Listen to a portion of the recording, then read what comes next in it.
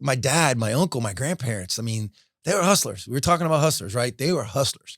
My grandparents, when they came from Cuba, they moved to New York. They got into the textile industry. And my grandmother ran like a factory with like 80, 90 people. And she was amazing. And then eventually when they worked their way back to South Florida, they started their own small business. My uncle was part of the business. Then on weekends, we had like a little retail shop or a little store at the flea market, at the Opelika flea market. And we would work there and sell some of the samples and things like that my grandmother and her group were making during the week for these other companies. So, you know, my parents always tried to figure it out, and they always tried to, you know, to make things happen. And they're always trying to grow, you know, and always trying to give their kids and their families more. And I think, you know, that's something that was instilled in me at an early age.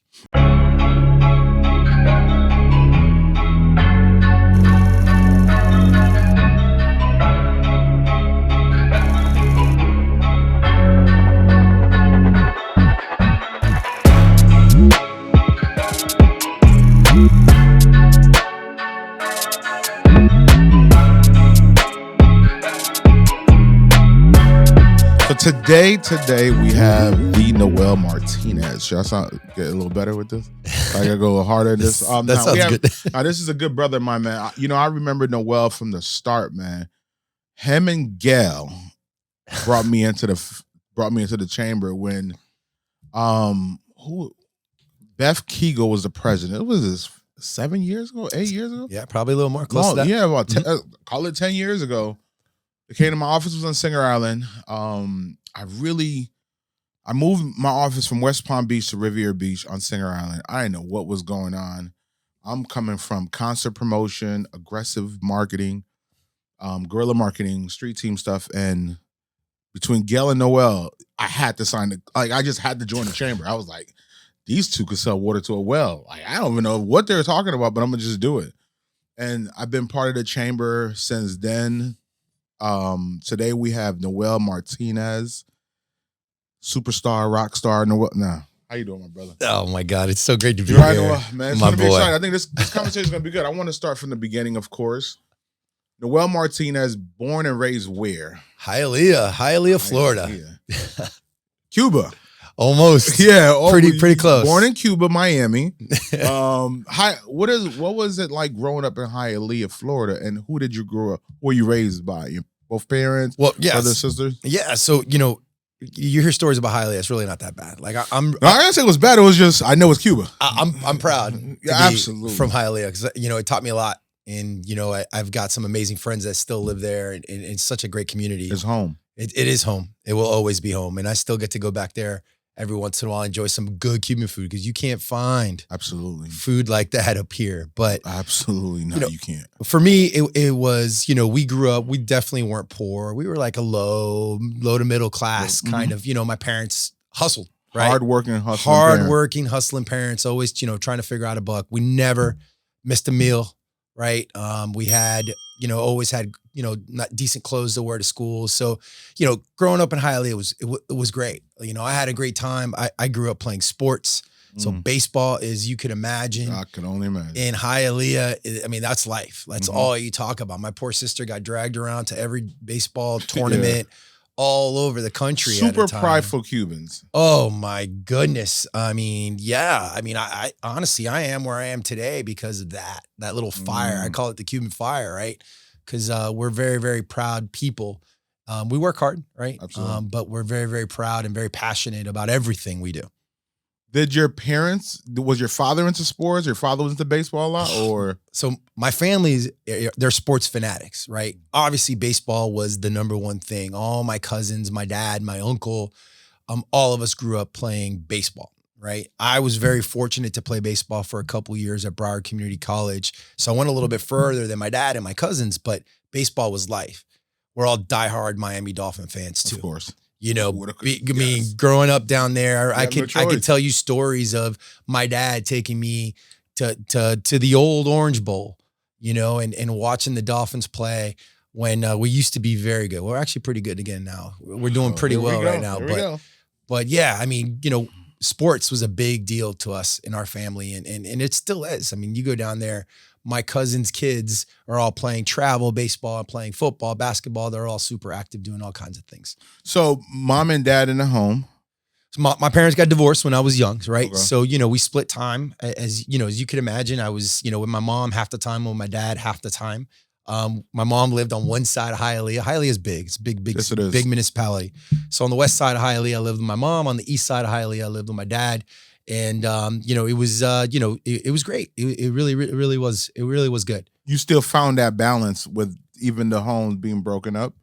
Yeah, it's like anything else, right? It's tough when when you first go through it, right? Of course it's tough, but we did the best we could with it. We were so busy with sports. Yeah. Like it was school and sports, school and baseball, and literally I'm at baseball practice after school. On weekends, we're traveling all over the state, playing in travel league games and tournaments and doing all those things. And my poor sister was dragged along all that. So it's just you two? Or? It's just me and my sister. Yeah. How much younger was she from? She's about a year and a half younger than me. So now growing up also in Hialeah, speak a little bit about the pride, the culture, like that feeling you get being raised from Hialeah. It's tough to describe, right? It's, in my opinion, it's a very competitive atmosphere or culture, right? Like everyone wants to win. Everyone wants to be the best at everything that they do, right? But at the same time, they're the most passionate people you will ever meet. If you're a friend, you're family, right? And if you're family, boy, you have the heatest conversations at the same time. A lot of passion. Don't let anybody, mess with anyone in your family, right? So, I think the city of Hialeah kind of embraces that culture, and it's just a very, very passionate community. Was it different at mom house than it was at dad house? Was it a little? Come on. Yeah, of course. Yeah. Which one did you take advantage of more? Was it dad or mom? I don't know, man. Cuban parents are tough. They are. I don't know if I was taking much advantage. I mean, we had a lot of fun growing up, and I was very fortunate to have a great group of friends down there and grow up with a great group of people. But they were both equally tough. My dad demanded a lot from us, right? My dad pushed me to the limits, and he did it until the day he passed away, right? He was tough, and he was very tough on me on sports. He was tough on me in school, but that was good. He was fair. He was always the fair. Expectation that he had for you guys? Oh, I don't know if he expected me to go play pro ball one day or anything like that, but again, it goes back to pride, right? He wanted his son to be the best, and he wanted his son to have more than he ever had. And, that's something that my dad was definitely tougher on me than my mom ever was because of that. So now growing up in Hialeah, of course, still staying with it, was there any coaches that influenced you or, teachers, or was it really just your parents that was really the supporting factor through it all? But, you've got family members, right? We were very tight. My uncle and I were very, very close. And my uncle ended up becoming very successful. He ended up becoming a big exec in the textile industry. So he had a big influence on me in my life as well. And he was more like a brother to me than he was my uncle. Like him and I were very, very close. So he had a huge influence on me. In high school, growing up playing sports, of course, you come across some coaches that really kind of leave their stamp on you. There's a gentleman by the name of Nestor Valiente. He coached at our rival high school, and he was the guy that helped me get my scholarship. And you want to talk about a disciplinary. This guy was someone that did not play. And although I never played for him, he would always hold me accountable, even though I was going to another school. Like, how are your grades? What's going on? Are you staying out of trouble? Don't be doing anything crazy. And he helped me get my scholarship. A crazy story about, we call him Chief, right? So crazy story about Chief, 20 years later, 20, 30 years later, we're out in the acreage, with my ex-wife and my kids, and we're going into high school. And guess who I run into? Chief. Chief is teaching at my son's high school.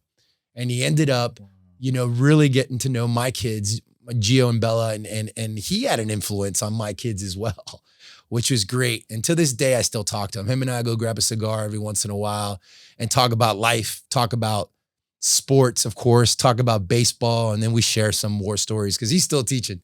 And as you can imagine, he's got some crazy war stories to tell you. So now when did you leave out of Hialeah? Right out of high school, or? Yeah, so right out of high school. So I played baseball in high school. I was fortunate to get the baseball scholarship. I played at Broward Community College up in Davie, which was about 45 minutes north of Hialeah. And to be honest with you, I ended up, I stayed there during the week instead of driving back and forth. I didn't stay, I didn't have room and board. Since it was so close, you could drive back and forth, but I ended up staying with the rest of the baseball players there on the couch, during the week. And then weekends I'd come home. And then, I'd work. I'd have a job. I got into the restaurant industry, which, you and I have a lot of war stories to share about that, right? So I got into the restaurant industry, and I was, bussing, waiting tables while I was playing ball. Cause again, my parents didn't have a ton. I mean, they had just enough. You got to figure it out. We had to figure it out. So, I'd play baseball during the week, commit to that. And then on weekends, I'd try to make a buck or two so I could go and have fun and do whatever I need to do and get whatever I needed. That grind that you have, starting from back then, was it from watching your parents, watching your family? Just like, where did that grind come from? Oh, yeah, absolutely. Yeah. I mean, like my dad, my uncle, my grandparents. I mean, they were hustlers. We were talking about hustlers, right? They were hustlers. My grandparents, when they came from Cuba, they moved to New York. They got into the textile industry. And my grandmother ran like a factory with like 80, 90 people. And she was amazing. And then eventually when they worked their way back to South Florida, they started their own small business. My uncle was part of the business. Then on weekends, we had like a little retail shop or a little store at the flea market, at the Opalaka flea market. And we would work there and sell some of the samples and things like that my grandmother and her group were making during the week for these other companies. So, my parents always tried to figure it out, and they always tried to make things happen. And they're always trying to grow, and always trying to give their kids and their families more. And I think, that's something that was instilled in me at an early age. Yeah, that's what I was going to ask you, because all I know you for is grinding, and you're a natural leader. Thank you. I'm wondering, was that based off your family, from what you saw? And because you said your grandmother was also a leader. So it's like, my grandmother still is. She's 96 years old. Wow. in a home, and she's still bossing everybody around and telling everybody what to do, right? As she should. Not that leadership is bossing people around, but she's got a very, very strong personality, and she was very high up in her church, and to this day still very active in her church. She was part of a group of people that they started the first Presbyterian church in Miami, in downtown Miami. And that church has grown drastically. And I know, she's always been a leader. My uncle was the same way, and growing up in sports, it teaches you that, right? Like it teaches you how to work with people and some people just kind of, looking back, I remember people telling me that all the time. Like, oh, you're a leader. I was a baseball captain in high school. I was a captain in college. I've always been the guy that kind of people gravitate to lead them. I don't know why that is. But I embrace it. I think, it's something that I enjoy. Is it something that you actually work on, or is it really natural for you? I think it's kind of natural, right? But again, knowing me, you want to work. I want to be better, right? And I'm, a podcast junkie, and I read a lot of books, and I study a lot, and and I listen to a lot of these leadership people on YouTube, or I listen to podcasts all the time. I try to read here and there. I listen to a lot of audiobooks while I'm working out. It's a new way of learning, also. Beethoven, we got to continue to grow, right? Absolutely. I mean, you've known me for almost 10 years, and you've seen how much I've grown in 10 years, and that just doesn't happen. You've got to work at that, and you've got to have the desire to grow. And I think, that's something that I've been blessed with. I've got that fire in my belly that my family taught me, right? We got to keep going. Let's go. We want to grow. We want to do better. We want more for our family. And I think that's where that all comes from, if that makes sense. No, it absolutely do. So now you're in high school, captain of baseball team. I apologize. What's next after that for you? So I was playing baseball in college, right? And I was spending part-time in Davie. I was waiting tables. I ended up meeting my kid's mom, my ex-wife. She was working in the restaurant industry with me. We fell in love, right? And she ended up after, towards the end of my second year in college, my baseball season was ending. I'm like, I'm not going to make it to the show. I'm not, I don't have the talent to do this for a living. And, we ended up moving in with her in Broward and just kind of started working full time in the restaurant industry. And before you know it, she was pregnant with our son, Gio, and I had to work. Now it's time. Yeah, it's real. So, I kind of moved up the rankings in the restaurant industry and but before you go there, I'm sorry to cut you off on that part. You said something that was very important. For you to notice and to realize the reality that I might not make it to the pro. I think that's sometimes the most difficult thing for people to realize. Like, how and what did you do? Like, I'm trying to understand, how did you get that clarity and how were you okay with moving on with it from that? Look, I'm the first person, you know me. I have a lot of pride, but I'm realistic, right? And, you look, and I played with a lot of baseball players growing up. I was a pretty decent ball player, but I'm nowhere near at the level that some of these guys are making millions and millions of dollars, right? But to me, it's pretty simple. Like, hey, that's not what's going to get you there, right? That's not going to take you to next. That's not what you're going to do for the rest of your life, Martinez. You need to start doing something else. And at the time, what did I know? I was pretty good at the restaurant business, man. I was bartending at the time. I was serving and bartending now. And I'm like, I'm good with people. I've always been good with people, right? The restaurant industry is a people business, right? It's all about everything we do is all about people, right? 100%. It's all about relationships. So I got into restaurant management. I started talking to the manager. Hey, I want to do this. I'm going to have a baby soon. I want to make some money. Well, what do I need to do there? And before you know it, I got into the management program. At 21 years old, I became the general manager of a hops microbrewery. I don't know if you remember those guys with the little honey bun croissants back in the day before microbreweries were cool, because right now it's the thing. Absolutely. They were a very hot concept that had restaurants all over the country. In Broward or? All over the country. At the time, Wow. I was in Broward. They had opened up a new store in Pembroke Pines.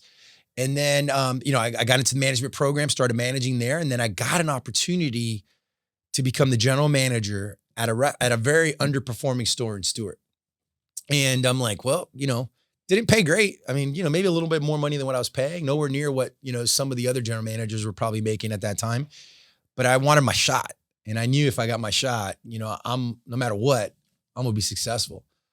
So, luckily at the time, my future mother-in-law was living out in the acreage and we ended up living with her for a little bit and ended up building a house across the street. And I took the job in Stewart and worked in Stewart for, a couple years. I was the general manager there, and did some great stuff. Turned it around. They were like, we took it from 30% down in sales to 18% up in like a year.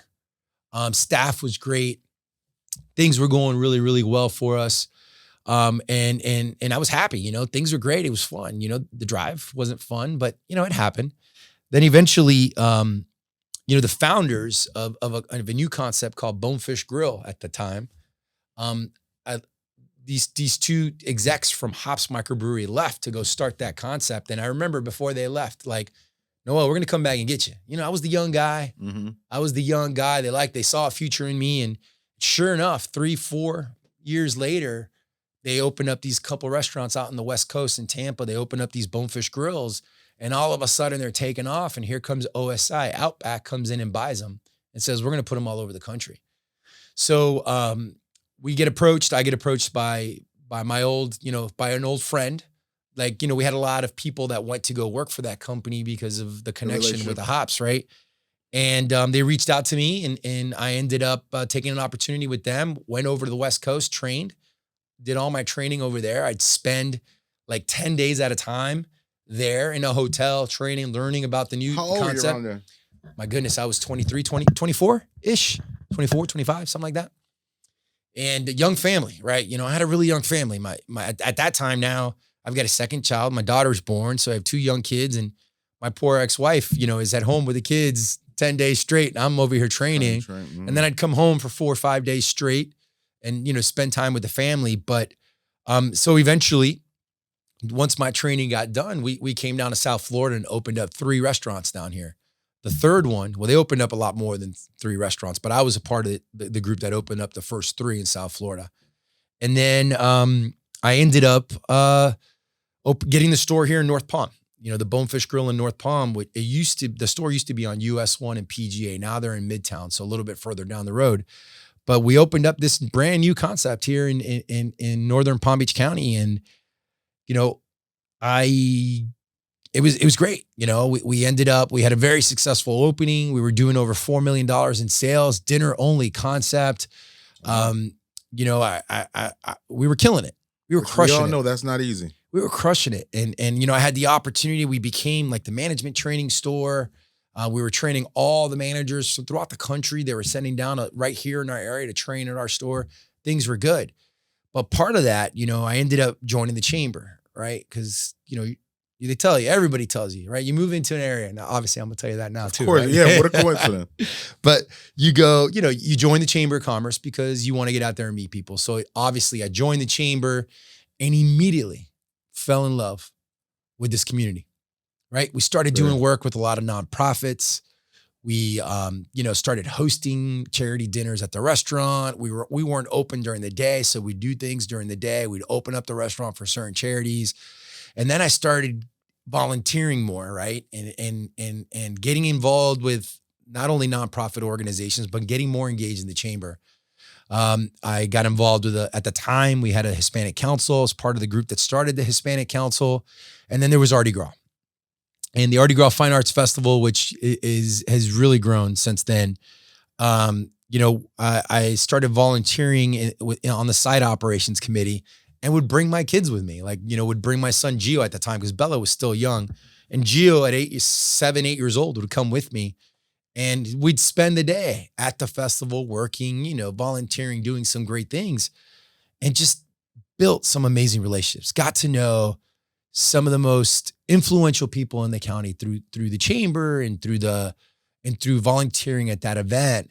And before you know it, eventually, you know, we end up winning Small Business of the Year from the chamber, which was such a huge honor at the time. I remember when they told me how excited I was because I was so, I mean, I'm a passionate guy. You know that, you know, I was so passionate about the chamber that I was very proud to get that award.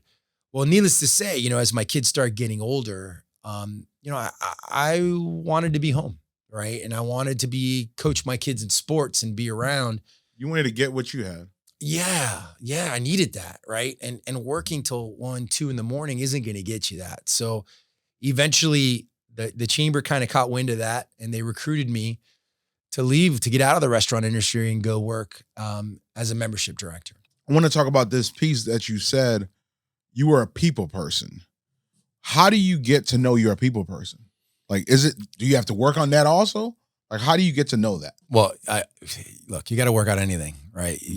I don't care who tells you that they don't work on, you've got to work on it, right? But I think naturally, I genuinely care, right? That's the bottom line.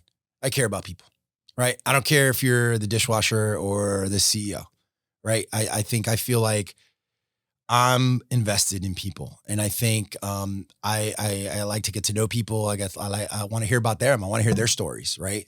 You and I talk about it. I'd much rather talk about you than me. Absolutely. All day long. I know that for sure. Yeah, and so I've always been that way, right? My aunt would tell me growing up, you're going to be the mayor one day. You're like the mayor kind of guy. You always run around talking to people. You want to be friends with everybody, and I don't know. I mean, yeah, I naturally have that, but you got to work at it too, right? Because I'm not perfect. There's days where I don't want to talk to anybody. Right. You know what I mean? You know, we have to be on in our world, you know, we're talking to people all day long, you have to be on. And there's times where I get home, sit on the couch, and I don't even turn on the TV. I just sit there in dead silence, and it's awesome. Right. So everybody has those moments, but you've got to work at it. But I think another thing I believe is part of that, from you being a people person, I believe another key that I've witnessed myself is the power of relationship. Oh my goodness. Yeah. You know, speak on that first and I'll add to it after. I would not be where I'm at if it wasn't for the relationships that I've built over the years. Right. I think the chamber early on in this community gave me the opportunity to do that. Right. And I'm not saying that because I'm the CEO of the Palm Beach North Chamber. I mean that. And I think, you know, everything you do in life's about relationships, whether it's your relationship with your kids or the relationships with your dentist or the relationships that you have with the guy doing the podcast right now, right? Everything you do in life. And those relationships have really helped me in my career. Like if you would have asked me, I just turned 45. So if you would have asked me 24 or 25 years ago, you're going to be running a chamber in Palm Beach County, I would have told you, what's a chamber? Your aunt knew.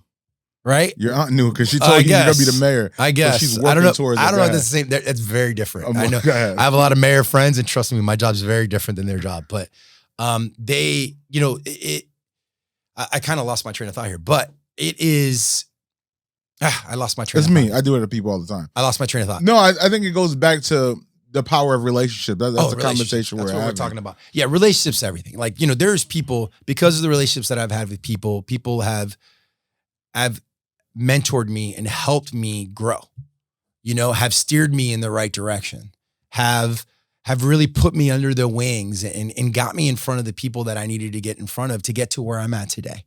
And I till this day, I still have tons of mentors and people that genuinely care about me just as much as I care about them, that want to see me succeed, and they continue to help me. And that's all about relationships.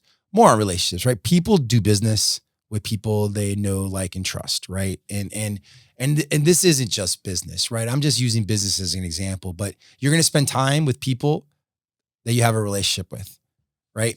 You and I just talked about, it's not easy to have deep conversations in a business setting because we're running around networking and trying to meet people, but relationships takes it to another level, and everything we do in life is about relationships. And I've watched that. So I could speak on your authenticity. And from the beginning, like we were talking before we started recording, when I first moved my office to Riviera Beach on Singer Island, you and Gail, the relationship, like I felt like I knew you guys for 20 years. Gail's going to treat you like you're her child, like, come on, Beethoven, and do it. But the way you came in, it was so authentic. And it was like, listen, this is going to be good for you. Sign up, see you tomorrow. And even when I was going to events when I first got started, you guys were actually, who do you want to meet? Who do you want to talk to? Where do you want to go?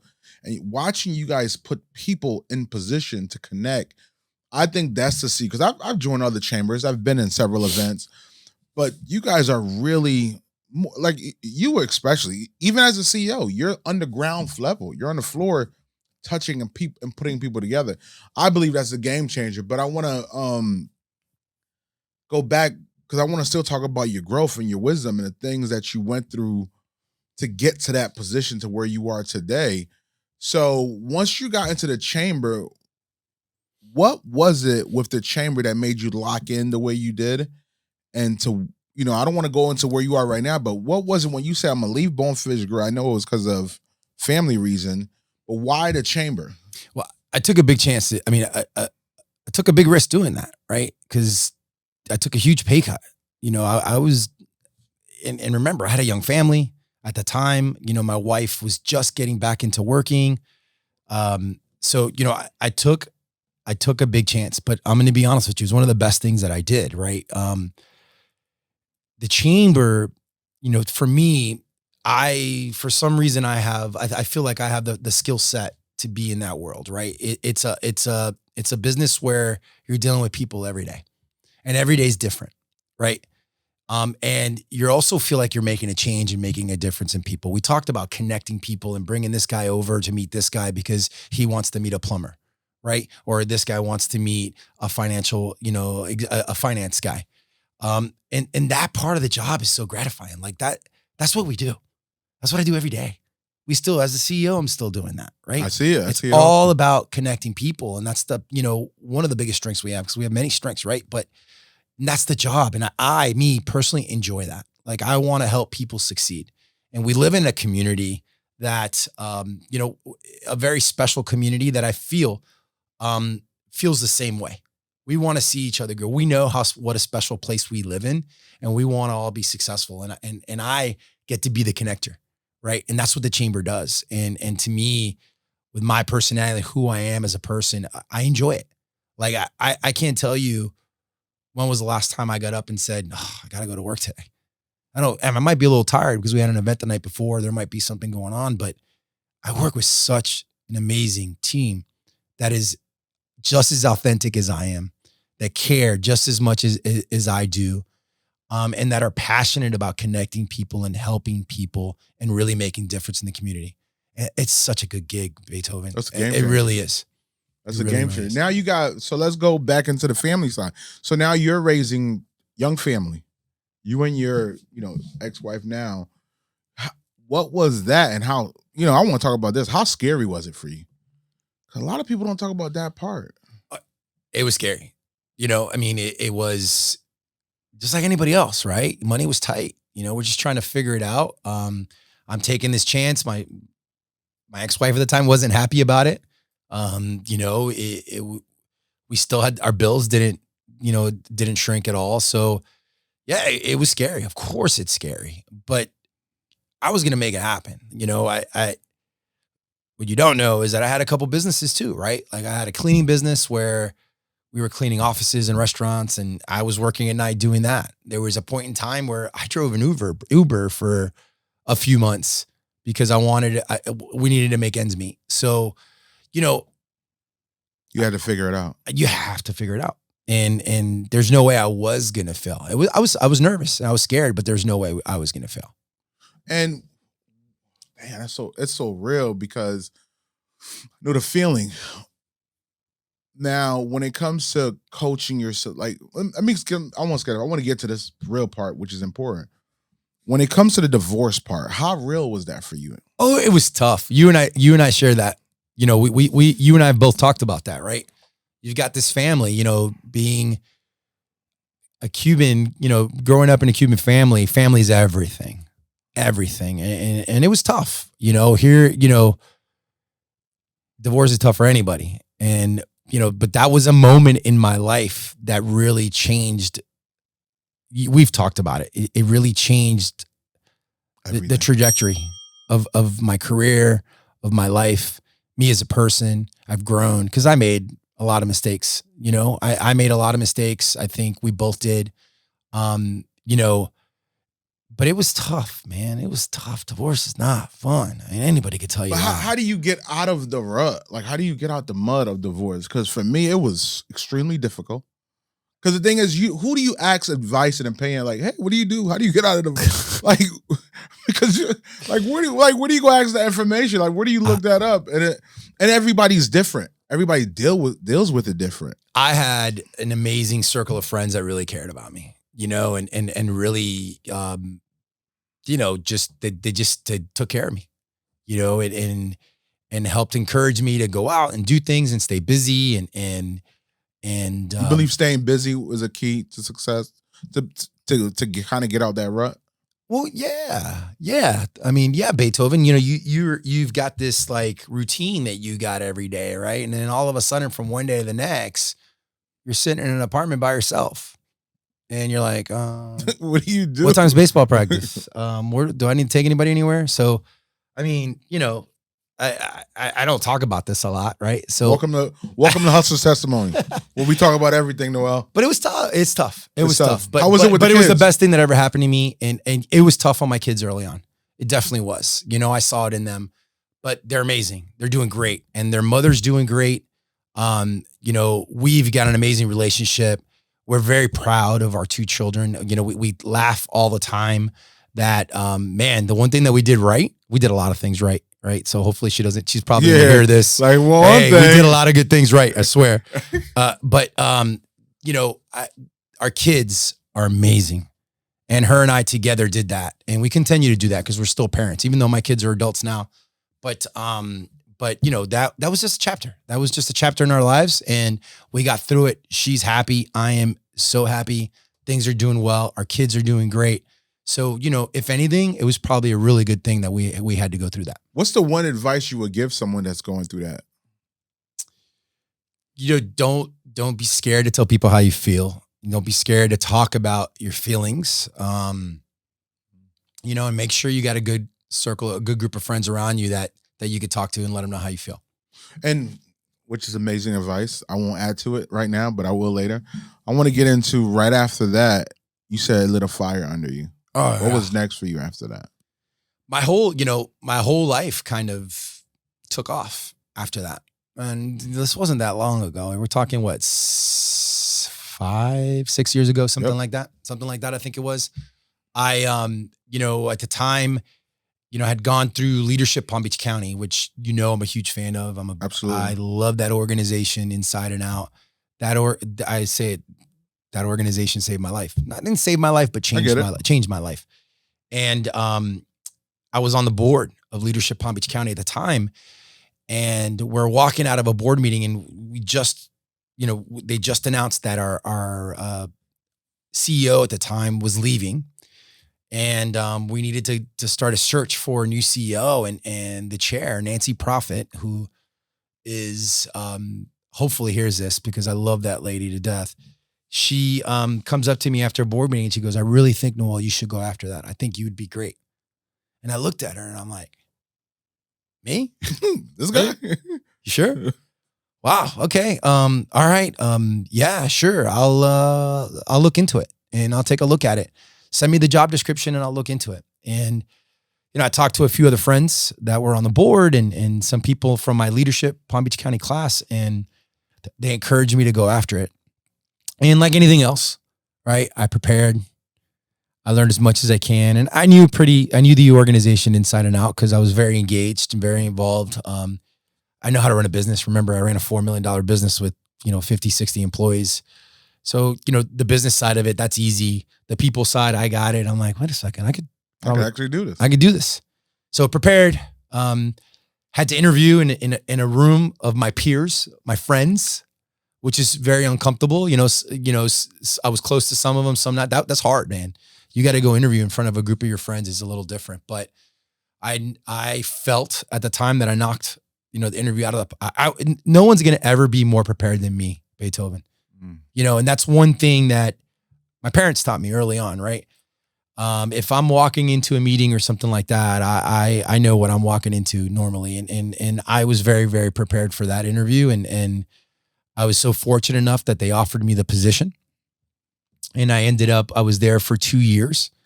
And that organization is so special. Like, I got to meet the who's who of Palm Beach County because of it. And not just meet them, get to know them, right? Get to know about their family and their kids. And then I learned about all the different issues that we're having in the county. And I'm working with elected officials and trying to bring the community together to do a lot of stuff. And man, we had a great run. I was fortunate enough to hire 2 amazing young women that helped me. We were an amazing team and really did some great stuff over there. And then, eventually the opportunity with the chamber came up. I could literally, I'm sitting here reminiscing about the time you came to the cafe and, when I think it was like the grand opening, like 2 days after the grand opening. And I felt like you were defeated from the divorce. Like, you were like, Beethoven, it's real right now. You're going because we get a chance to talk about our personal lives often. I think we probably do that more than business when we talk, just. We definitely do. But I could never forget looking at pictures and things that I could genuinely feel you were getting there. You're starting to be happy being part of the Leadership Palm Beach. You could genuinely see you growing and becoming happy.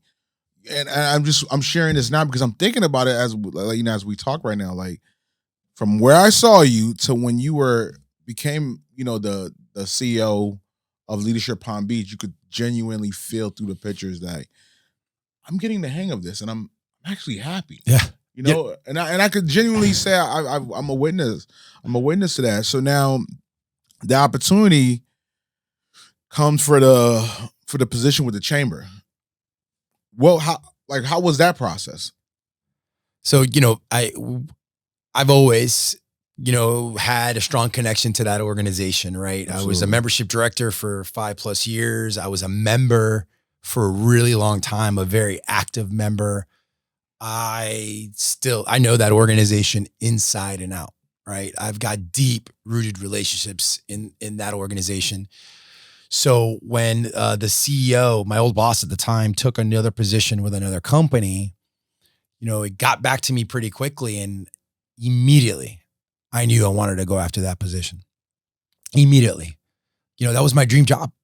Still is my dream job. I swear, Noel, like from the beginning, like this is so. That really is. Like you were meant to be the CEO. Yeah, it's funny. Of this chamber. People say that, people say that, and it's, I feel it. I think I love my job.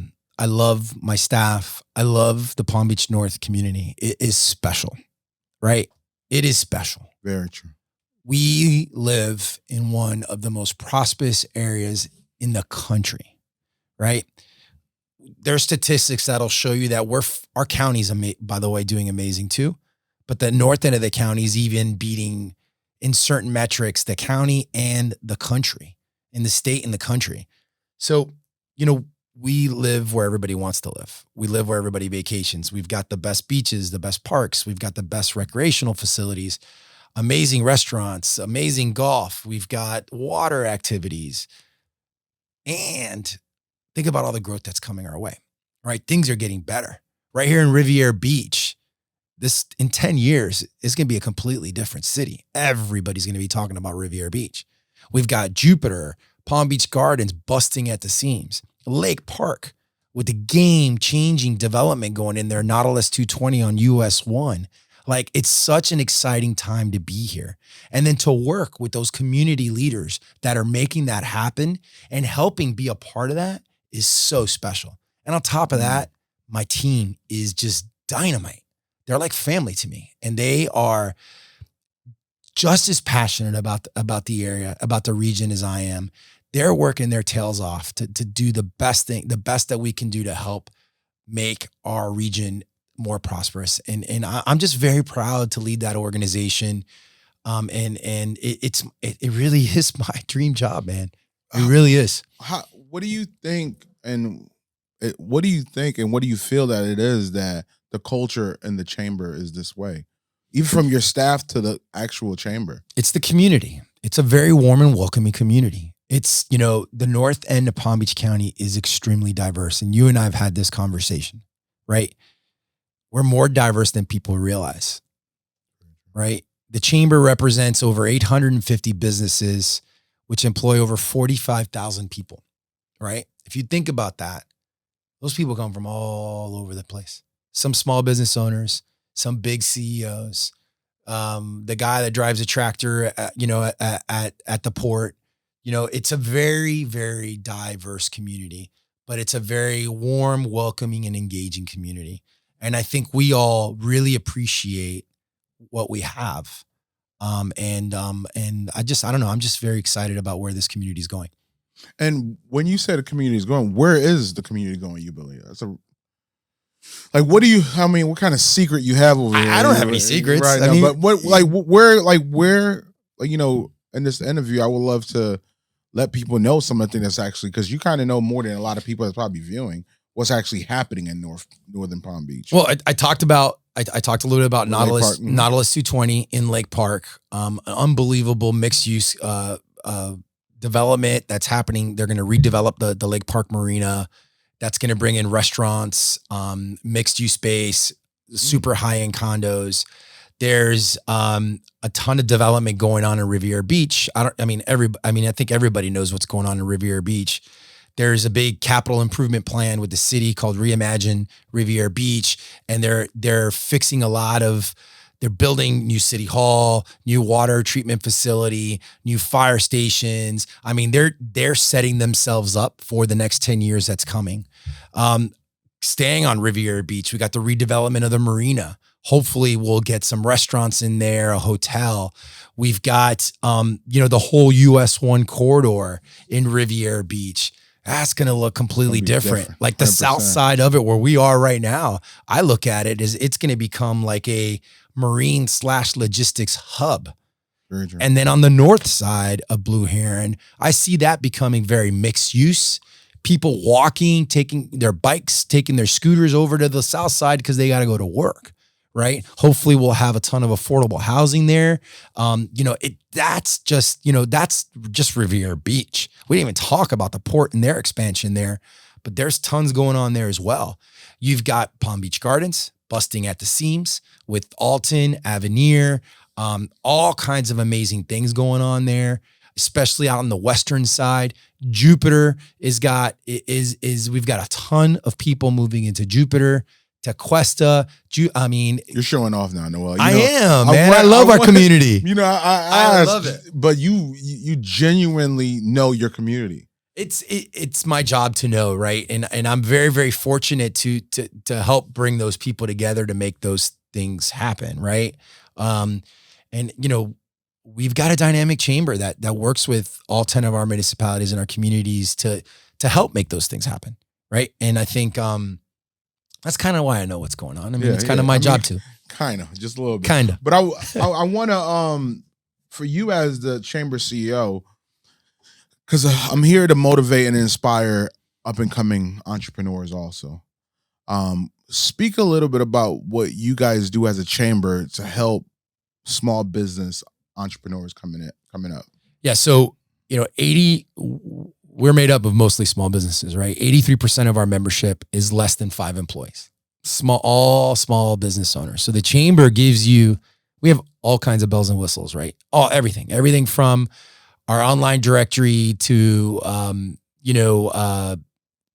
ways to market your business and get the news out on different things that are going on in your business through our newsletter and all kinds of different things. So there's various marketing and showcasing opportunities for you in your business. But we also have a small business advisory council made up of some amazing small business owners in our chamber that do a great job of putting together some sort of small business program every month. So whether it's a small business seminar, and it could be anything on how to network or how to market your business or how to write a grant or how to fill out the PPP loan reimbursement form, things like that, to another very popular event that they do is called the CEO Connection, where they bring in high-level CEOs into a room with 20, 30 small business owners. And here's your chance to get to know this person, a little bit kind of like what we're doing now, right? And get to ask them all kinds of questions about their company, their business, how to do business with them, how'd you get there, and so forth. Then we have various networking opportunities, right? Everything from a monthly breakfast where we have anywhere from 100 to 400 people attend, to our every other month we have a business after hours where it's just a networking, a mixer where you could get to meet other people in the community, build relationships with other people in the community like we talked about earlier. And then, we also produce 3 major events, right? We produced the Mardi Gras Fine Arts Festival, which is one of the top ranked art festivals in the country, which has an over $2 million economic impact to the city of Palm Beach Gardens and surrounding municipalities, because those people are eating in those restaurants, shopping in those stores. That's 30, 40,000 people in 2 days come to that event. We've got Art Fest by the Sea in Juno Beach, Juno Beach is another great partner of ours. And of course, the Loggerhead Triathlon, what we just had in August. So we produced 3 major events where businesses could get engaged, get involved, sponsor, get some promotion, or volunteer and get to know people. I was telling you my story. Reason I fell in love with this community was because of Mardi Gras Fine Arts Festival and volunteering. And some of the best friends that I've made were because of volunteering, getting out there and volunteering and getting to know people. So the chamber does a lot for small businesses, right? And a big part of it, all that networking stuff's great, and it's all super important. The seminar is really, really important. But the most important thing that the chamber does is advocate for the business community, right? So if there's an issue that comes up that affects the business community, the chamber jumps in and helps support us. Whether it's an outdoor seating ordinance or helping the municipality change density ordinances or whatever to help bring in a new development that would work. That's where our biggest strengths are, because I will tell you that the chamber, we're a regional chamber and we cover 10 municipalities in the north end of the county, but we've got an amazing relationship with all 10 of them. Like we could pick up the phone and talk to the city manager at any time and ask questions. Hey, what's this? Can you explain this to us? What can we do to help? How do we get something like that passed? And I think that's really the biggest strength the chamber has. And a lot of small business owners don't realize we do that, and that's important to them. Think about it. Small restaurant is you own a cafe. you buy this new restaurant and you want to have outdoor seating. Your customers are asking for outdoor seating. You have the space for it, and you can't do it because there's no outdoor seating ordinance or anything like that. Like, you would not know how to fight for that. Absolutely. You would not know. The poor guy is trying to open up a restaurant. How's he gonna? Who do I call the city? No clue. Who do I reach out to? Who do I talk to in zoning to be able to help us with that? And the chamber could help you with those connections. Where do you see yourself in the next 5 years? Me or the chamber? You.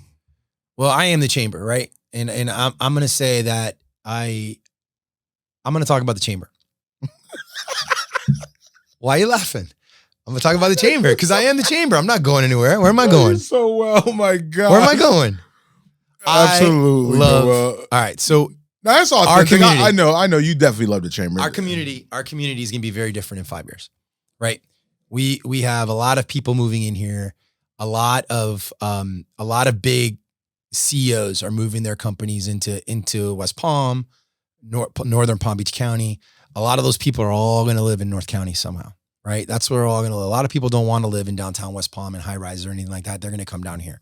Nothing against West Palm. It's great. The family atmosphere is totally different. It's a very, very different. So I think our community is going to look very different. I think it's very important that we grow smart as a community, right? I think we love the quality of life that we have here, right? We don't have the traffic Miami or Fort Lauderdale has. We have better infrastructure than our, the counties around us. We've got a lot of great things going on. So what? I don't know why you keep laughing. I'm laughing because he's not going nowhere, guys. That's basically what he's saying. He's constantly going to promote. Let me just skip this for this part because, and the reason I'm doing this because I asked Noel this probably the week he got hired. Noel, what's your plan after this? He's like, Beethoven. This is it. I think I'm home. Like, this is it for me. So I'm trying to see if there was something else that you're going to say, yeah, I might go to another. Like, I would really say this on a podcast too, right? And I try. Why would you even say that? Nah, look, I'm not going anywhere. No, he's home, man. One thing I know about you, you're home. Your friends are here. Your family's here. And this is your community. I think you want to see it through. There's a lot of amazing things going on in North County, and it's a great place to be right now. And I don't see myself really going anywhere. No, I know you, Dan. I try to see if I get like a little tip of you. But I'm messing with you. Unless we can make some money doing this podcast. Right? Thing. No, you got to tell me. Can we do that? It's definitely a game changer, and I can't wait to when you guys start a podcast. No, but I'm excited for you, man. I think I love watching you win. And the win is genuine. You really get excited about the people in the community. You really want the community to win. And I know it gets difficult at times because some of it is political. And I don't think that's your first excitement of like the political part, but I know you have to do what you have to do to get to where you got to go and especially get the community where you got to go.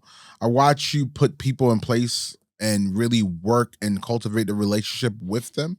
It's not just a drop off and go. You actually build that relationship with them. So everything you're doing, I've tried to join other chambers.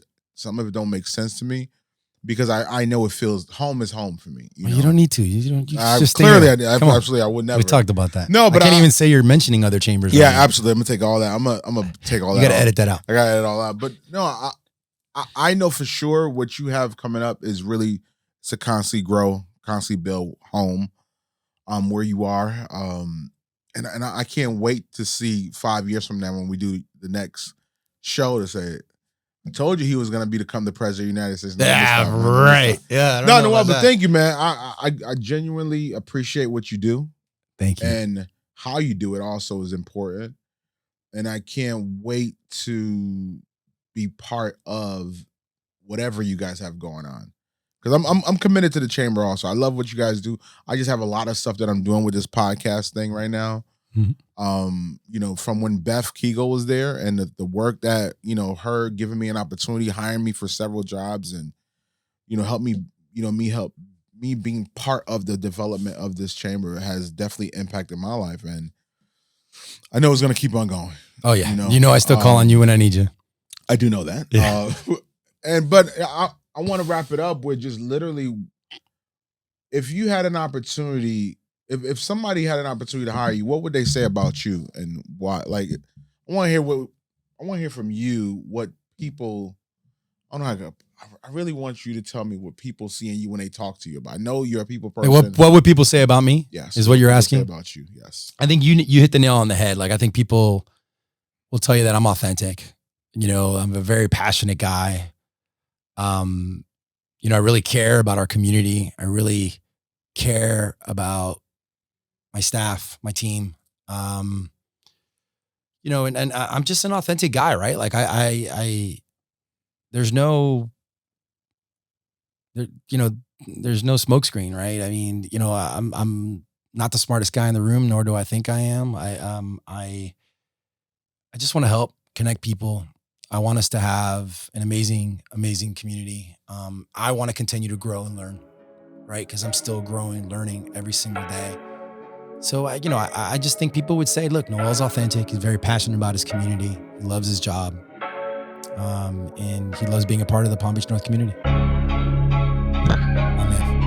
I appreciate you, my brother. Thank you. See you guys later. We out. Bye.